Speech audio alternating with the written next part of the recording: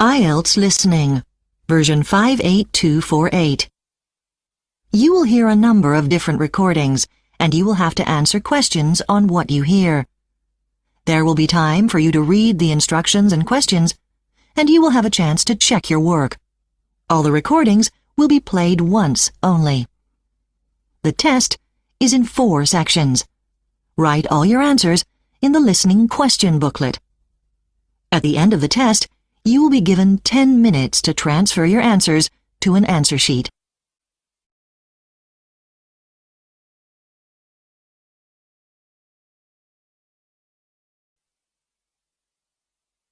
You will hear a telephone conversation between a travel agent and a customer. First, you have some time to look at questions 1 to 6 on page 2.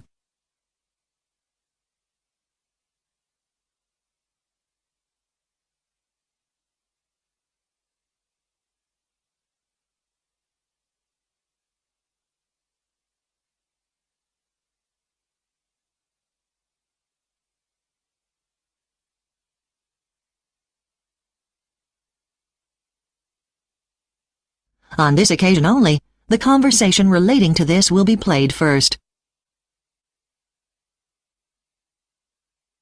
Now we shall begin. You should answer the questions as you listen, because you will not hear the recording a second time. Listen carefully and answer questions 1 to 6. Hello, Bakewell Travel. How can I help? Oh, hello. My name's Sarah Carter.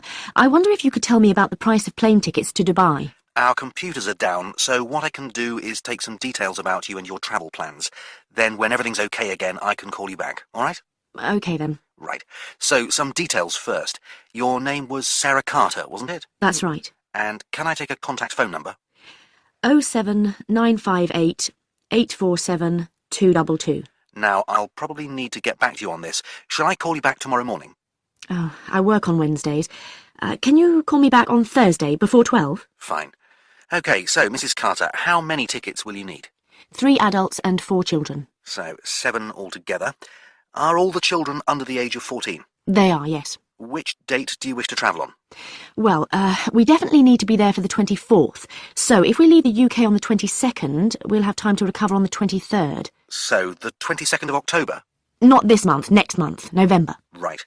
And I assume these are return tickets? Yes, we want to fly back on the Tuesday. Is that the 25th or the 26th? It's the 25th, so it's going to be a short holiday. We're going to a wedding. We're not going for a holiday. Oh, that's nice. Now, do any travellers have any special requirements? You know, special assistance with mobility and that sort of thing? Oh, well, actually, yes. My son's allergic to cheese. It makes him really, really ill. Fine. So, as soon as I can, I'll look into finding some tickets for you. Before you hear the rest of the conversation, you have some time to look at questions 7 to 10 on page 2.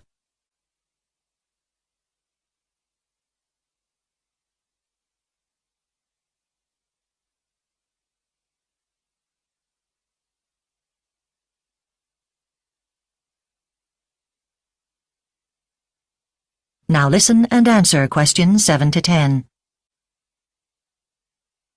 Now, I wonder if I could just ask you a couple of questions as part of our market research. Would you be happy to do that? Will this take long? Just a couple of minutes, that's all. Okay. So, how many foreign visits have you made in the last 12 months? About 6, I suppose. And where was your last foreign trip? Well, I was in Egypt in May, then most recently India. Oh, nice. Yes, I'm off for some IT training in Bangalore next month, actually. And was that a vacation? I'd love to go back there for a holiday, but it was for business this time. And I presume you use the internet? I do, yes. And so you've seen our website?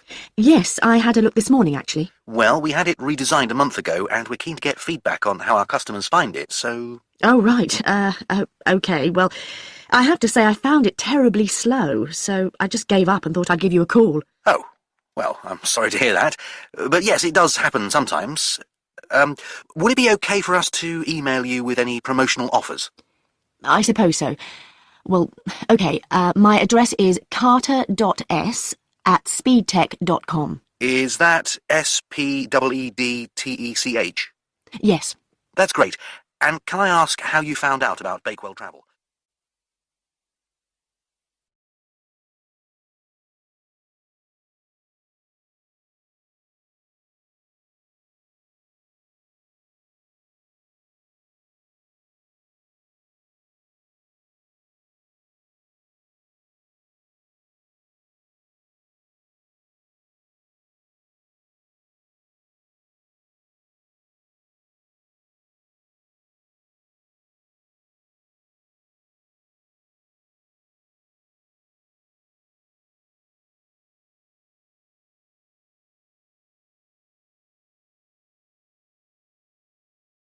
Section 2.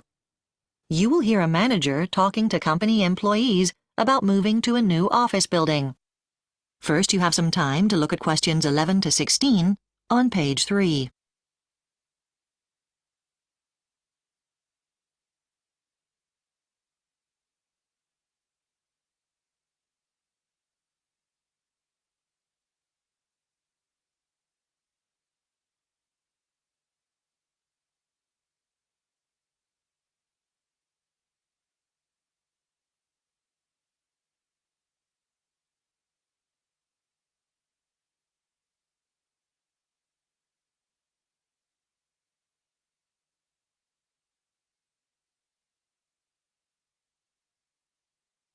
Now listen carefully and answer questions 11 to 16.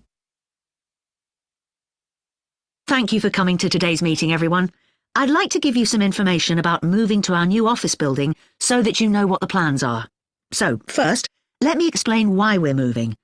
Even though we've taken on quite a few new employees over the last year, we still have plenty of space here, but the problem is where we are.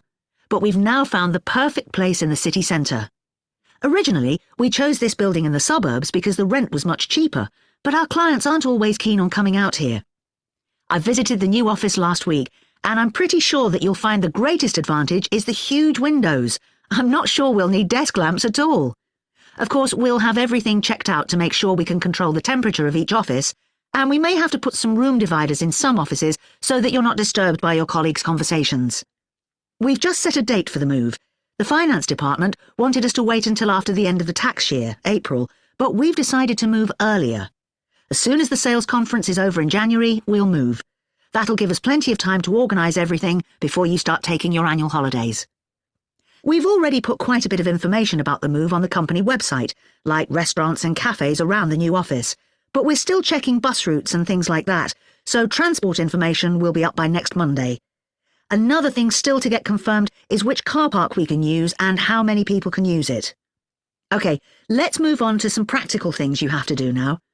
Don't worry yet about taking home your photos and things like that. That can be sorted out much nearer the time, along with getting rid of any unwanted paperwork. We need to find out how many new desks and chairs to order, so could you make a list of any of the ones you use that are scratched or broken? Just one thing, all documents containing non-confidential information can go into the general packing boxes, but when it comes to documents containing confidential information, you'll need to put these in special bags. You'll be given grey plastic ones for this. So one thing to do now is go through your filing cabinets and identify which folders are confidential. Before you hear the rest of the talk, you have some time to look at questions 17 to 20 on page 4.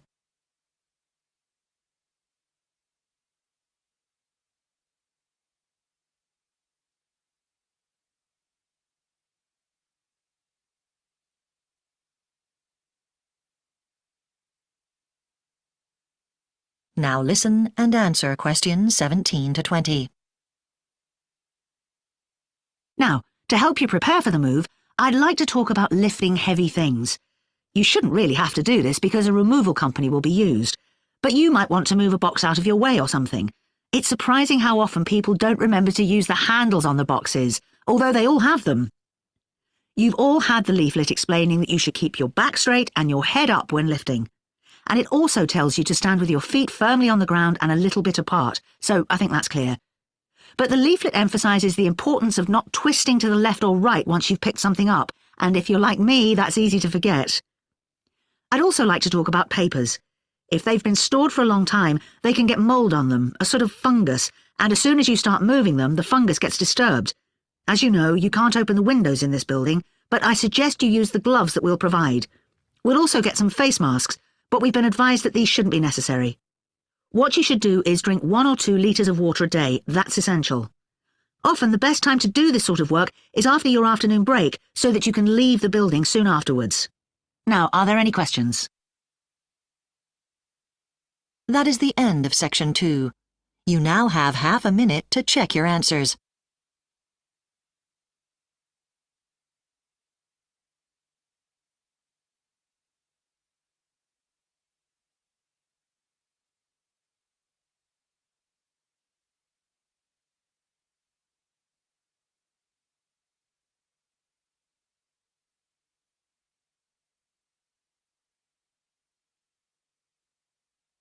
Now turn to section 3 on page 5.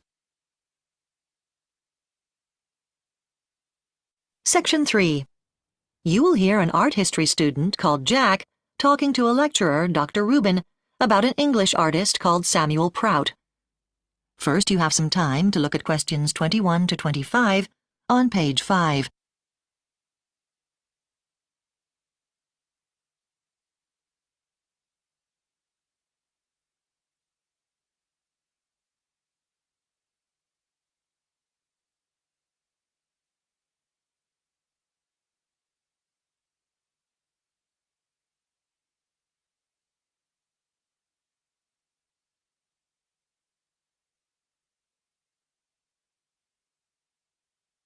Now listen carefully and answer questions 21 to 25.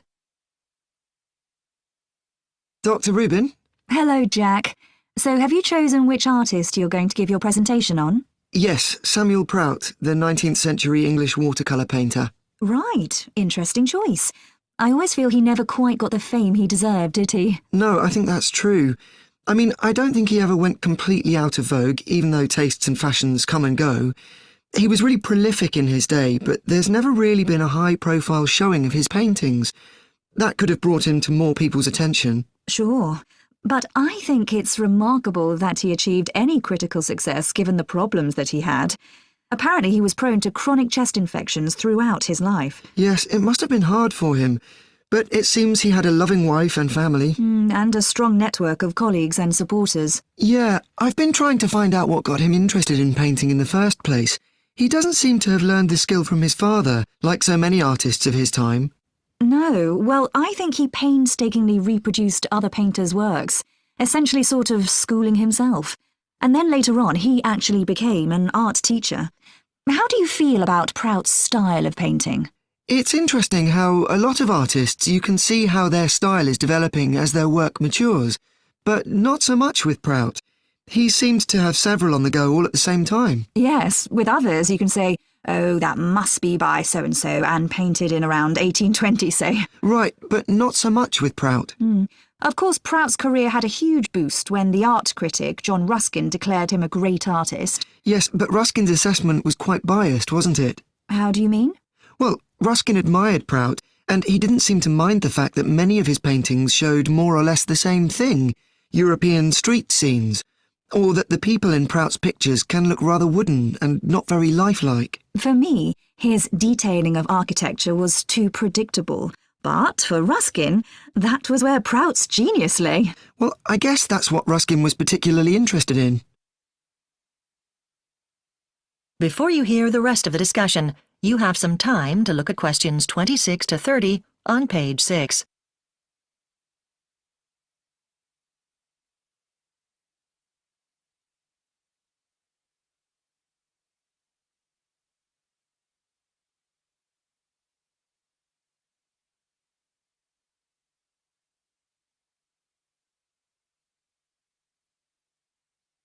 Now listen and answer questions 26 to 30.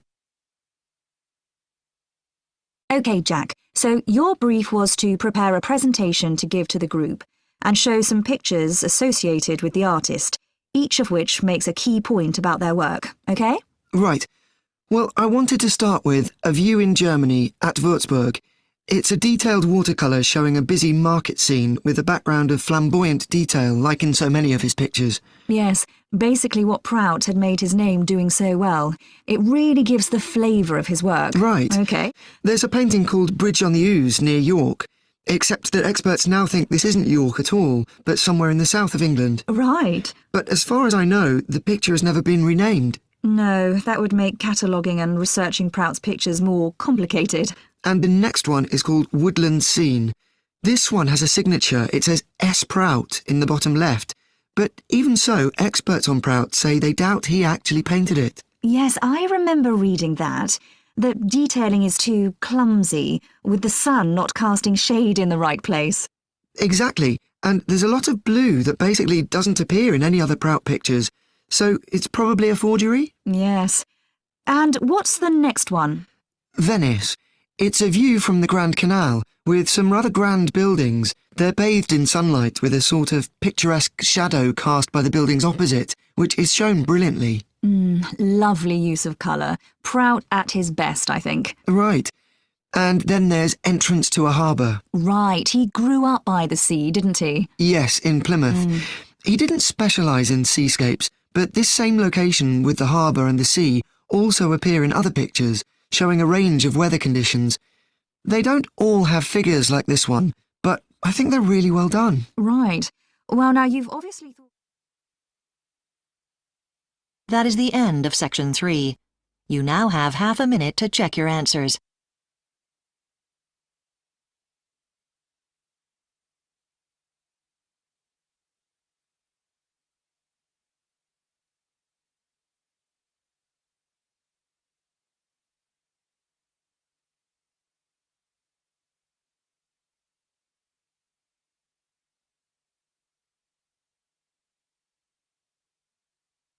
Now turn to Section 4 on page 7. Section 4. You will hear an extract from a talk entitled Health on the Night Shift. First, you have some time to look at questions 31 to 40 on pages 8 and 9.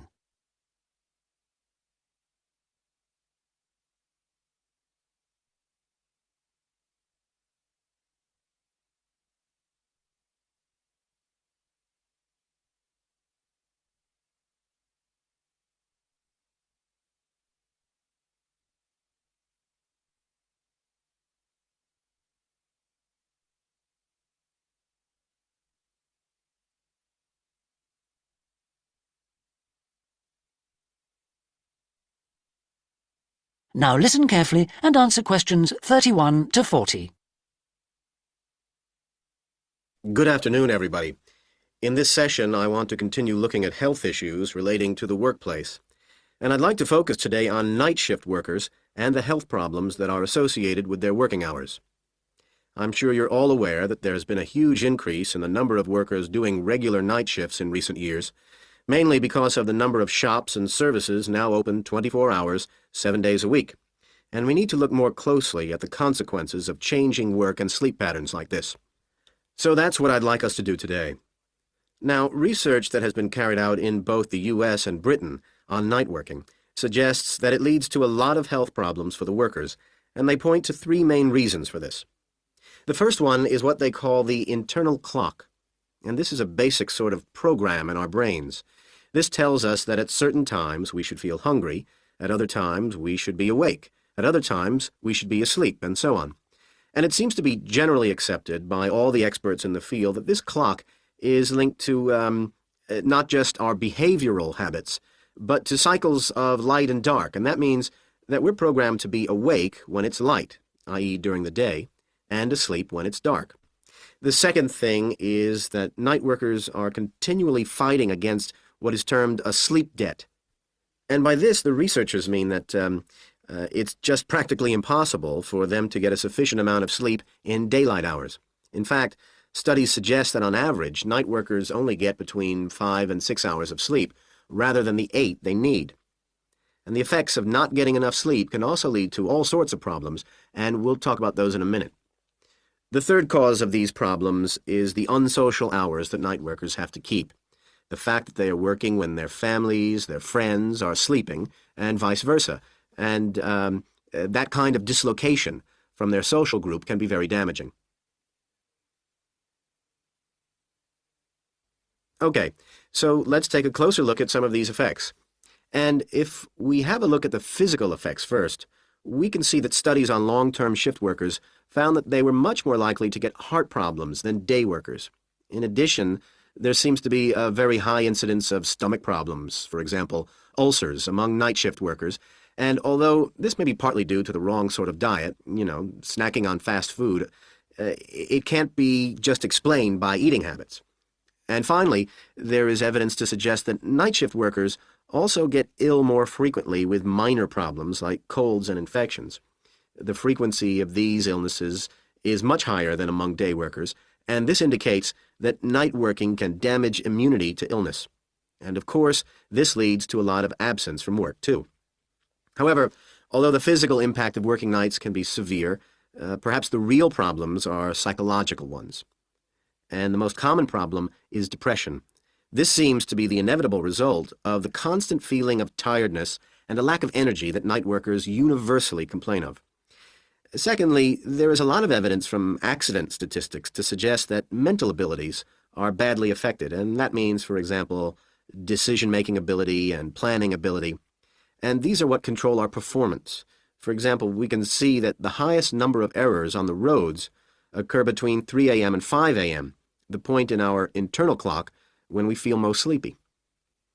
Okay, finally, there are the social problems, where night working impacts on the family and social life of the employees. The first one is obviously the breakup of family life, and here we can see from the divorce statistics that this occurs more frequently in the case of night workers. But there's also the breakdown of other relationships, not just within the family, but among the peer group. Night workers tend to lose touch with friends, and these relationships, especially for the long-term night workers, are very difficult to rebuild. And so this eventually leads to social isolation for the individual, and of course that has consequences for the whole community too. So we can begin to see the real cost of night working. What we need to do now is to look at how... That is the end of section 4. You now have half a minute to check your answers.